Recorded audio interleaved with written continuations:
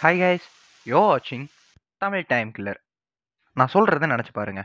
இந்தியாவிலேருந்து நீங்கள் ஒரு வேலை விஷயமா அமெரிக்காவுக்கு போகிறீங்க. அந்த ஊர் ஏர்போர்ட்டில் இறங்கினதுக்கப்புறம் அங்கே இருக்கிற ஏர்போர்ட் அஃபிஷியல்ஸ் உங்ககிட்ட வந்து நீங்கள் எந்த நாட்டிலேருந்து வரீங்கன்னு கேட்குறாங்க. நீங்களும் இந்தியான்னு சொல்கிறீங்க.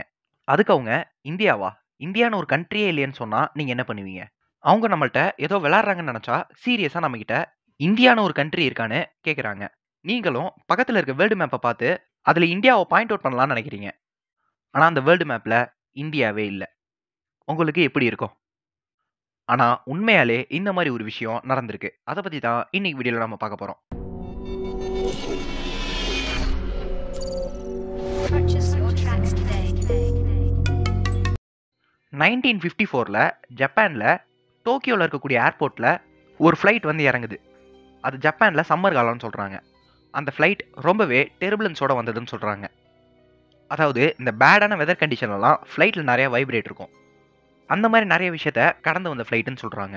ஃப்ளைட் லேண்ட் ஆகும்போது கோட் சூட், கூலிங் கிளாஸ்லாம் போட்டு ஒரு ஆள் உட்காந்துருக்கிறத கவனிக்கிறாங்க.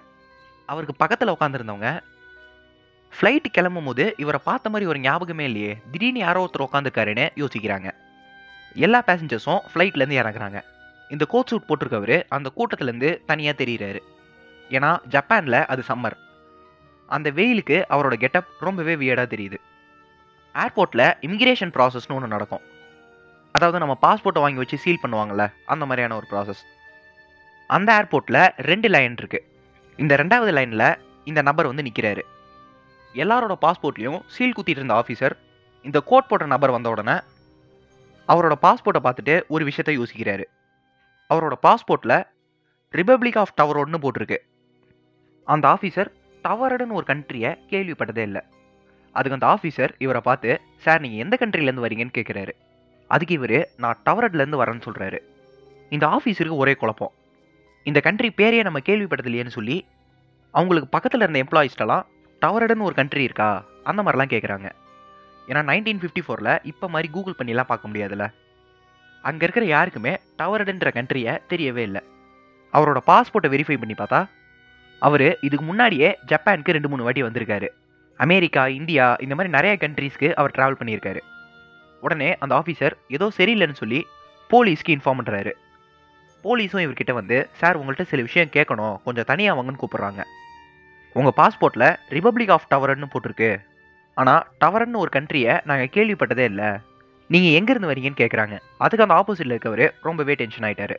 நானே ஒரு முக்கியமான விஷயமா ஜப்பானுக்கு வந்திருக்கேன். இதுக்கு முன்னாடி நான் எத்தனை வாட்டி உங்கள் கண்ட்ரிக்கு வந்திருக்கேன். நீங்கள் என்னடானா டவரட்னு ஒரு கண்ட்ரியே இல்லைன்னு சொல்கிறீங்க அப்படின்னு கேட்குறாரு. அதுக்கு போலீஸும், சார் நாங்கள் டவரட்னு ஒரு கண்ட்ரியை கேள்விப்பட்டதே இல்லை, இங்கே இருக்கிற யாருக்குமே அப்படி ஒரு கண்ட்ரி இருக்கிறதா தெரியவே இல்லைன்னு சொல்கிறாங்க.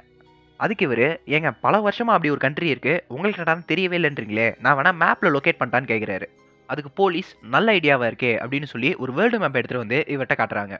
இவரும் அந்த இடத்த பாயிண்ட் அவுட் பண்ணுறாரு. ஆனால் அவர் பாயிண்ட் அவுட் பண்ண இடத்துல டவரோட்னு ஒரு கண்ட்ரி இல்லை, ஃப்ரான்ஸ் தான் இருக்குது. சார் என் கண்ட்ரி இங்கே தான் இருந்துச்சு, ஆனால் இங்கே ஃப்ரான்ஸ்னு போட்டிருக்கு, இது ஃப்ரான்ஸ் இல்லை டவரோட்னு சொல்கிறாரு. போலீஸ்க்கு காண்டாயிருச்சு. நீ ஏதோ ஒரு தப்பு பண்ணுற, நீ டவரோட்லேருந்து வந்திருக்கன்றதுக்கு ஏதாவது ப்ரூஃப் இருந்தால் கொடுன்னு சொல்கிறாங்க. இவரும் அவரோட driving licence, credit cards, voter ID இது எல்லாத்தையுமே கொடுக்குறாரு. அது எல்லாத்துலேயுமே டவரட்னு தான் போட்டிருக்கு.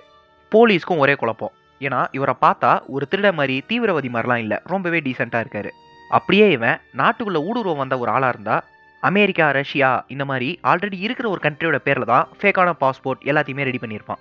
வேர்ல்டு மேப்லேயே இல்லாத டவரோடுன்ற ஒரு கண்ட்ரி பேரை யூஸ் பண்ணியிருக்க மாட்டான். ஸோ அப்படி இருக்கும்போது இவன் தீவிரவாதிலாம் இல்லை, ஒருவேளை பைத்தியமாக இருப்பானோன்னு யோசிச்சா இவன் பாடி லாங்குவேஜ்லாம் வச்சு பார்க்கும்போது அந்த மாதிரியும் தெரியல. போலீஸ்லாம் சேர்ந்து அவர்கிட்ட போய், சார் உங்களை நாட்டுக்குள்ளே விட முடியாது, இந்த மாதிரி உங்கள் கண்ட்ரி மேலே எனக்கு கொஞ்சம் சந்தேகம் இருக்குது, ஸோ ஒரு நாள் நீங்கள் இங்கேயே வெயிட் பண்ணீங்கன்னா நாங்கள் இந்த விஷயத்தெல்லாம் கிளியர் பண்ணுவோம் அப்படின்னு சொல்கிறாங்க.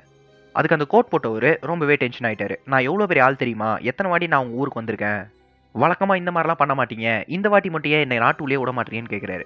போலீஸும் எப்படியோ கன்வின்ஸ் பண்ணி ஏர்போர்ட்லேயே ஒரு சூட் ரூம் இவர் கொடுத்து அங்கே வர தங்க வைக்கிறாங்க.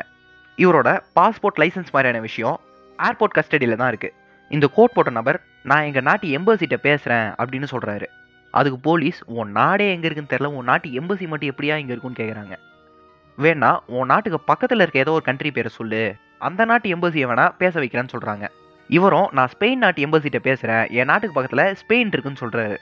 போலீஸும் திருப்பியும் எதுவும் வித்தியாசமான நாடு பேர் சொல்லாமல், ஆல்ரெடி இருக்கிற நாட்டோட பேரை சொல்கிறியே, நீங்க இந்த ரூம்ல வெயிட் பண்ணுங்க, நான் உங்களை வர வைக்கிறேன்னு சொல்றாரு.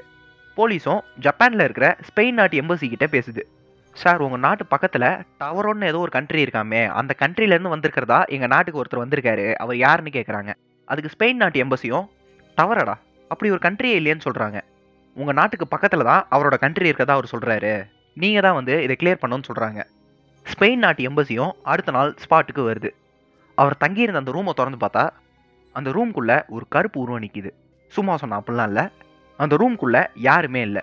ஸ்பெயின் நாட்டு எம்பசி செம காண்டாயிருச்சு. என்னடா ரூம்ல யாருமே இல்லைன்னு கேக்குறாங்க. போலீஸும் அதுக்கு, சார் இந்த ரூம்ல தான் இருந்தாரு, வெளியில கூட 2 போலீஸை காவலுக்கு போட்டு போனோம், இப்போ எங்க போனாருன்னு தெரியல அப்படின்றாங்க. ஸ்பெயின் நாட்டு எம்பசி நம்பவே மாட்டாங்க. எங்களுக்கு ஏதோ வேலை இல்லாத மாதிரி கூப்பிட்டு வச்சு காமெடி பண்றீங்களான்னு கேக்குறாங்க. அதுக்கு ஜப்பான் போலீஸும், வெயிட் பண்ணுங்க, அவரோட பாஸ்போர்ட்லாம் எங்கள்கிட்ட இருக்கு, நாங்க அதை காட்டுறோம்னு சொல்றாங்க. உடனே அவரோட பாஸ்போர்ட் இருந்த இடத்த செக் பண்ணி பார்த்தா அந்த இடத்துல அவரோட பாஸ்போர்ட் இருந்ததுக்கான அடையாளம் எதுவுமே இல்லை. அவர் தங்கியிருந்த ரூம்லயும் ஒரு மனுஷன் தங்கினதுக்கான அடையாளம் எதுவுமே இல்லை. அந்த ஆள் எங்க போனா, என்ன ஆனா, அந்த ஆள் யாரு, எதுவுமே யாருக்குமே தெரியல. இந்த விஷயத்த அப்படியே மூடி மறைச்சிட்டாங்க. ஏன்னா இந்த விஷயம் வெளியே போச்சுன்னா, ஏன்னா ஒருத்தன் எந்த நாட்டுல இருந்து வந்திருக்கானே தெரியல, வந்தவன் எங்க போனானும் தெரியலனா ஜப்பான் நாட்டு பீப்புள்லாம் ரொம்பவே பயப்படுவாங்கல்ல. ஸோ அதனால இந்த நியூஸை வெளியவே போகல. 2015ல் எ மேன் ஃப்ரம் டாராய்டுன்னு ஒரு புக் ரிலீஸ் ஆயிருக்கு. அந்த புக்கில் தான் இந்த விஷயத்தை பற்றி எலாபரேட்டாக எழுதியிருக்காங்க. சில தியரிஸ்ட் இதை என்ன சொல்கிறாங்கன்னா, அவர் வேற ஒரு பிளானட்லேருந்து வந்திருக்கணும்னு சொல்கிறாங்க. வேற ஒரு பிளானட்னா அவர் ஒரு ஏலியனான்னு கேட்டுறாதீங்க. அதாவது இந்த டிசி காமிக்ஸ் படம்லாம் பார்த்துருப்பீங்க, மல்டிவர்ஸ், மல்டிபிள் யூனிவர்ஸ், இந்த மாதிரிலாம் சொல்லுவாங்க. நம்மளோட உலகம் மாதிரியே வேற ஒரு உலகம் இருக்கும். அந்த உலகத்தில் இந்த உலகத்தில் இருக்கக்கூடிய எல்லாருமே இருப்பாங்க, பட் வேற வேற மாதிரி இருப்பாங்க. இரண்டாம் உலகம் படத்தோட கான்செப்ட் மாதிரி. உதாரணத்துக்கு நம்ம உலகத்துல தோனி ஒரு கிரிக்கெட் பிளேயர்னா வேற பிளானட்ல தோனி ஒரு ஹீரோவா இருக்கலாம். இவ்வளோ ஏன், வேற ஒரு பிளானட்ல தமிழ் டைம் கில்லருக்கு 4 மில்லியன் சப்ஸ்கிரைபர் கூட இருக்கலாம். இந்த பிளானட்லயும் 4 மில்லியன் சப்ஸ்கிரைபர் வரணும்னா என்ன பண்ணணும்னு உங்களுக்கே தெரியும். ஓகே, ஜோக்ஸ் அப். உங்களுக்கு சில சமயம் ஒரு கனவு வந்திருக்கும். நீங்க வேற ஒரு பிளேஸ்ல இருப்பீங்க, வேற ஒரு வேலையை செஞ்சுட்டு இருப்பீங்க, ஏதாவது ஒரு நாட்டுக்கு போற மாதிரி இருக்கும், ஒரு ஹை எக்ஸ்பென்சிவ் காரை ஓட்டுற மாதிரி இருக்கும். இது எல்லாமே மல்டிவர்ஸ்ல உங்களை மாதிரியே இருக்கக்கூடிய இன்னொரு நபர் செய்யக்கூடிய வேலையா இருக்கும். இந்த விஷயம் உண்மையா பொய்யான்றதை தாண்டி கேட்கறதுக்கு ரொம்பவே இன்ட்ரெஸ்டா இருக்குல்ல. இந்த வீடியோ பிடிச்சிருந்தா லைக் பண்ணுங்க, சேனல் பிடிச்சிருந்தா சப்ஸ்கிரைப் பண்ணுங்க, பிடிக்கலனா ஏன் பிடிக்கலன்னு கமெண்ட் பண்ணுங்க. By guys.